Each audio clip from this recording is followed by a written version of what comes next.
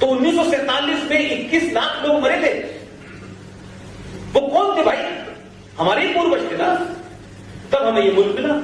हम इसको 70 साल में संभाल के नहीं रख पाए, क्योंकि लालची नेताओं ने अपने स्वार्थ के लिए, वोट बैंक की राजनीति के लिए इस देश को दोबारा से वहीं पहुंचा दिया।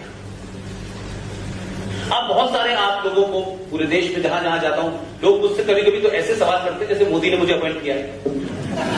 आप मोदी से ऐसा क्यों नहीं कहते, वो ऐसा क्यों नहीं कर रहे? भाई मेरा कोई मोदी से मतलब नहीं है, वो जो कर रहा है वो कर रहा है। लेकिन जितने लोग सवाल पूछते हैं वो कभी ये नहीं सोचते भाई कि आप किराए का मकान भी बदलते हैं भाई साहब, तो कई महीनों लग जाते हैं सेटल करने में। यहां तो ऐसे ऐसे कानून हैं, ऐसी ऐसी व्यवस्थाएं हैं कि अभी 50 साल चाहिए आपको, तब जाकर के आप कुछ कर पाएंगे। अंतर्राष्ट्रीय ताकतें उसमें इन्वॉल्व हैं, आपके लोग इन्वॉल्व हैं उसके अंदर, उनके तार मजबूत हैं। ये हुर्रियत कॉन्फ्रेंस के बारे में आप लोग नहीं जानते, हुर्रियत कॉन्फ्रेंस किसने बनाई है और किसकी वजह से ये हुर्रियत कॉन्फ्रेंस जिंदा है। ये अमेरिका के फॉरेन सेक्रेटरी और पाकिस्तान के फॉरेन सेक्रेटरी रियाज खोकर का मिला जुला एजेंडा था, जो 1903 में ये बनी थी। और इनको कहा गया है कि आप कुछ भी करिए, इनको मत छेड़िएगा, ये हमारे लोग हैं। उनको मजबूत किया गया, इसलिए 100 करोड़ का बजट था। अब क्योंकि आपके रिश्ते, दुनिया बदल गई है, तो अमेरिका में भी बदलाव आ गया। तो ये पहले आए, ट्रंप बाद में आया। अब क्योंकि वो सारी चीजें बदल रही हैं, तो उन्होंने कहा पहले वहां साथ लेता हूं मैं कि भाई हम इनको निपटाने जाते हैं, तो आप इनके फ्यूनरल के लिए रोइएगा मत। उसकी तैयारी कर रही है। तो मोदी को हटाओ, मोदी देश के लिए खतरा है, मोदी देश तोड़ने वाला है। तो ये सारे नैरेटिव इसलिए क्रिएट हो रहे हैं कि अगर ये रह गया तो हुर्रियत अपने विदाई की तरफ चल देगी। तो बहुत सारे काम ऐसे हैं जो नहीं हुए, लेकिन एक काम बहुत अच्छा हुआ कि 2014 के बाद ये देश मुझ जैसे RSN, DD बख्शी, सुशील पंडित को जगह जगह बुला के ये समझना चाहता है कि आखिर देश में क्या ठीक हो गया है। इसलिए देश यही था, लोग यही थे, इस जगह का नाम यही था, लेकिन नहीं तो यहां नहीं था। इसलिए मैं कह रहा हूं कि आप समझिए कि एक उस वक्त तो अंग्रेज के पूरे देश पर राज था उनका भाई, तब हम उनके गुलाम थे, तो भी समझ में आता है। आज तो एक महीना और आपके शहर का मुनीम, आपके शहर का मुनीम और एक महिला इस देश में एक ऐसी चीज को तय करते हैं जिसमें मुझे बड़ा दुख होता है। आधुनिक भारत में, भारत की राजनीति में जिस आदमी को चाणक्य कहा जाता है, जो 12 भाषाओं को जानता है, विद्वान आदमी था, इस मुंशी ने, ये जो मुनीम है आपका और उस इटालियन माफिया ने मिलकर ये तय किया कि इस आदमी को दिल्ली में दफन करने की जगह नहीं दी जाएगी। और जहां भेजा गया, मैं आपसे कोई ऐसी बात नहीं कह रहा कि जो आपको लगे कि उस आदमी की अस्थियों को पूरी नहीं जली थी, कुत्ते खा रहे थे, कुत्ते खा रहे थे।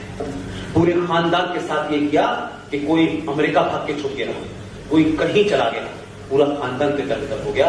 उस आदमी को मैं आज भी कहता हूं कि वो आदमी बोलता कम था, लेकिन जो करता था वो इतनी गहराई से करता था कि दर्द बहुत दूर तक होता था। उसका नाम था पीवी नरसिम्हा राव।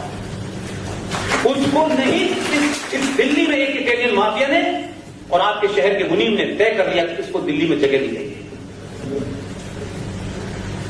आप किससे डरे हुए हैं भाई? एक पूरी कांग्रेस जिसमें हमारे बाप दादे सब लड़े थे भाई, उसको किस तरीके से उस कांग्रेस पार्टी को एक माफिया डॉन में बदल करके जितने भी कांग्रेसी थे सबको पैदल कर दिया। ऐसे ही नहीं था कि जयललिता के पास रात में टेलीफोन पहुंचता है और जयललिता आपके गांची पट के चीफ को रातों रात बलात्कार में गिरफ्तार करती है। इसको ऐसे मत समझिए कि आपके देश में हिंदू टेरर के लिए 2-4 भगवादारी बहुत थे, लेकिन एक कैलिब्रेटेड अंदाज में, इररेस्पेक्टिव ऑफ बीजेपी और कांग्रेस और समाजवादी पार्टी, इस देश की 90% जनता का आज भी हिंदुस्तान के आर्मी के ऊपर बड़ा भरोसा है। उसकी इज्जत, उसकी आबरू को लेकर के भारत के लोगों में कोई दो राय नहीं है। आपने उस इंस्टीट्यूशन के ऊपर हमला किया और पूरे देश में यह छवि बनाई कि भारत की आर्मी भी हिंदू आतंकवाद में साबित होती है। और आपने कर्नल पुरोहित को कैसे फंसाया ताकि देश के लोग आर्मी से उनका यकीन हट जाए। ये भगवाधारी लोगों को इसलिए फंसाया ताकि ये सिंबल है हिंदुइज्म का। इसलिए जयललिता से रात में कहकर के आपने मठ के जो चीफ थे उनको फंसाया, बलात्कार का आरोप लगा करके। और उसी तमिलनाडु से सबसे ज्यादा एंटी की मूर्तियां जो चोरी हुई हैं, जो भेजी गई हैं यहां से, वो सबको पता है कहां गई और किसने भेजी। इसलिए हर कांग्रेसी को बाहर। कौन है अब कांग्रेसी? राजीव शुक्ला, राज बब्बर, ये फिक्सर हैं। ऐसे लोगों को रखा और ओरिजिनल कांग्रेस को समाप्त कर दिया।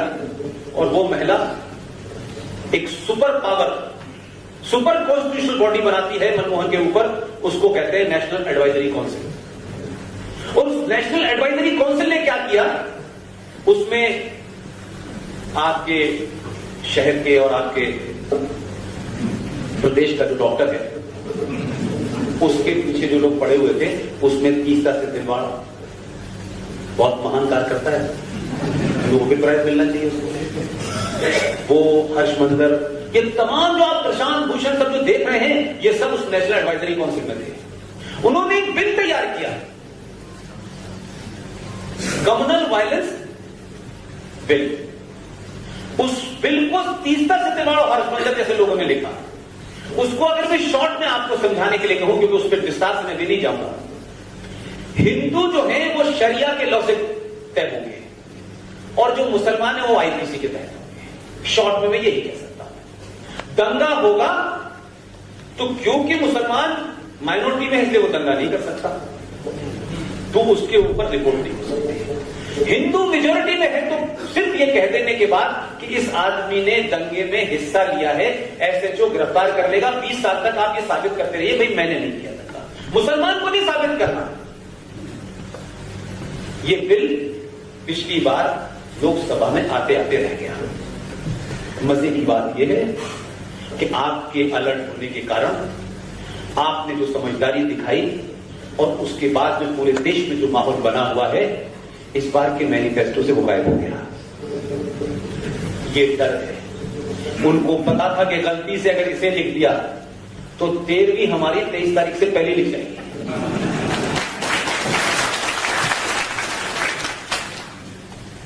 तो माइनॉरिटी कमीशन कैसे बना, हुर्रियत कैसे बनी, मुस्लिम लीग के साथ क्या संबंध है, आप केरला में चुनाव लड़ने क्यों जा रहे हैं, इसमें कोई नई बात नहीं है।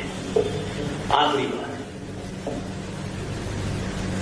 आप सब लोग बड़े, गुजरात के लोग बड़े शरीफ लोग माने जाते हैं भी, ऐसी बात नहीं।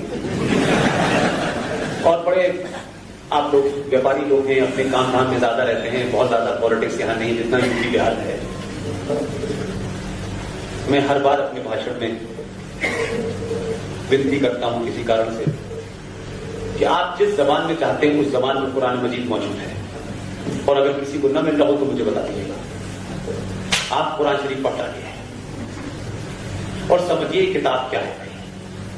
आखिर पूरी दुनिया में जो 57 देश हैं जहां बीजेपी और आरएसएस की कोई ब्रांच नहीं है, वहां पर कत्लो गारत क्यों हो रही है?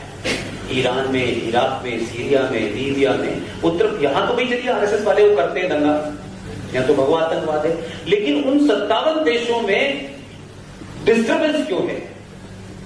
और जब भी कोई पूरी दुनिया में कहीं कोई हलचल होती है तो ये मुसलमान रोहिंग्या का हो, बांग्लादेश का हो, कि किसी 57 देशों में नहीं जाता जहां इस्लाम के मानने वाले, जहां गैर इस्लाम के मानने वाले लोग जाते वही हैं।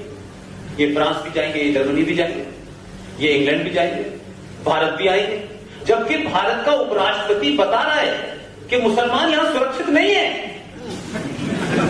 मैं भी सुरक्षित नहीं हूं, लेकिन उसके बाद भी आ रहे हैं। और मैं तो कह रहा हूं आमिर साहब, क्योंकि मेरी यूनिवर्सिटी के वाइस चांसलर है, तो मैंने कहा भाई आपके देश हित में काम करें, कौम और मिल्लत के हित में काम करें और जाए बॉर्डर पे बर्मा के कहीं इधर मत जाना, बहुत खतरनाक क्या आरएसएस रहती है। वहां तो बताता नहीं भाई मेरा, दिल्ली में आके कहता है कि हम जो है हमें डर लगता है, हिंदू यहां पर जो है बहुत टेररिज्म बढ़ रहा है और हिंदू आतंकवाद बढ़ रहा है। तो दो चीजों को देखें, एक मैनिफेस्टो का जारी होना और मैनिफेस्टो में जो 4 बड़ी चुनौतियां हैं वो भारत की आंतरिक सुरक्षा के लिए खतरा है। इन चारों चीजों में से कोई भी चीज डायलूट होती है वो भारत के लिए खतरा है। आप असाइलम के कानून को सिर्फ इसलिए बनाना चाहते हैं कि आपने जम्मू कश्मीर में जहां आर्टिकल 35A का सहारा लेकर के 7.5 लाख लोगों को आपने हिंदुओं को नागरिकता नहीं दी, लेकिन उसी जम्मू कश्मीर में जम्मू के अंदर 98,000 रोहिंग्या मुसलमान बस गया पिछले 5-7 साल में। उनके पास आधार दिए, राशन कार्ड दिए, बिजली का बिल है। अब अगर इसके बाद भी मैं ये कहूं कि ये हिंदू मुस्लिम मामला नहीं है तो फिर ये कौन सी गंगा जमुना तहसील है भाई। जो वहां के ओरिजिनल बाशिंदे थे उस कश्मीर के जो पाकिस्तान के पास है, उनको आपने नागरिकता नहीं दी क्योंकि वो हिंदू थे, क्योंकि आर्टिकल 35A था। लेकिन 2009, 10, 11, 12 से लेकर के रोहिंग्या मुसलमान जम्मू में पहुंच कैसे गया? आप और मैं 2 दिन के बाद रहने लगे तो कोई पूछ लेगा आप यहां क्या कर रहे हैं, बताइए कहां से आए। लेकिन उन रोहिंग्या मुसलमानों से नहीं किसी ने पूछा, उनको बता दिया गया। लिहाजा ये सरकार रहती है नहीं रहती है ये एक अलग विषय है, लेकिन जिन लोगों ने मैनिफेस्टो जारी किया है वो आंतरिक सुरक्षा के लिए चैलेंज है। इसलिए मैं कह रहा हूं कि 70 साल पहले जो चीजें की गई संवैधानिक तौर पे की गई और जिस तरीके से एक के बाद आती चली गई, उससे उन आतंकवादियों को, उन गद्दारों को, देश तोड़ने वाली ताकतों को लगातार कहां से ऑक्सीजन मिल रही थी।